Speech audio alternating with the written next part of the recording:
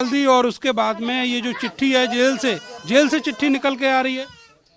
अब वो उनके लोग हैं, उनके सांसद जी हैं, उनके मंत्री हैं, हमारा कौन है? गरीब आदमी का कोई भगवान के सिवा कोई होता नहीं है।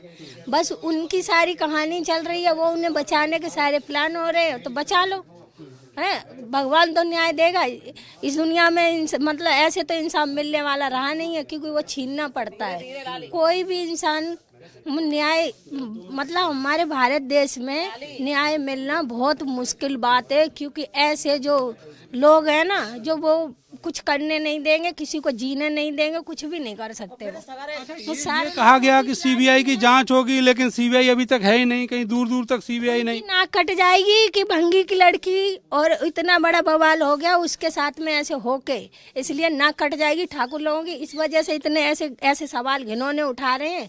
उनकी अंदर की गंदगी खत्म नहीं हुई। बोलते हैं मेरी बेटी, कुछ नहीं है, सब उनके ड्रामे हैं, झूठे ड्रामे हैं, कुछ नहीं है।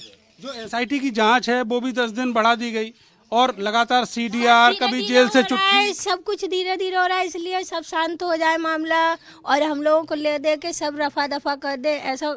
मगर जहाँ तक हम लोग के अंदर सांस रहेगी ना, तब तक ये आवाज़ उठती रहेगी। कितने भी ठाकुर लोग आए, हमारे 100 सवालों का एक वो है कि हमें हमारे सवाल का जवाब दे दो, कि हमारी बॉडी वापस ला के दे दो। तुम्हें कौन सा डर था? उनमें ऐसी इम्पोर्टेंट क्या चीज़ थी जो आपने उन्हें रात को जला दिया?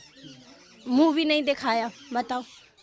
मुझे और इन लोगों से कुछ भी मांग नहीं है। जेल से चिट्ठी कैसे आ रही है? ये जेल से तो कुछ नहीं आ लेके आ रहे हैं, हमारे सांसद जी मिलने जा रहे हैं उनसे, क्योंकि वो उनके चमचा हैं बहुत बड़े, वो उनके चमचा हैं और उन्हीं के टुकड़ों पे पलने वाले हैं। तो वो तो ये करेंगे, वो करेंगे नहीं तो कैसे चलेगा? क्योंकि वो मरी नहीं है, मारी गई हैं।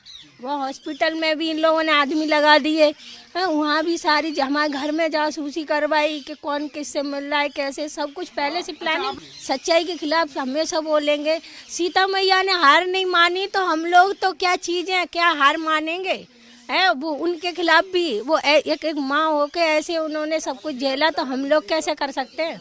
हम लोग भी उसी सत्य पे डटे हैं कि जब सच की जीत होगी और न्याय मिलेगा। और इन लोगों की बातों से हम लोगों पे कोई असर नहीं पड़ रहा है। चाहे फोन रिकॉर्ड दिखाएं, चाहे कुछ भी दिखाएं, हम लोगों को कोई फर्क नहीं पड़ रहा।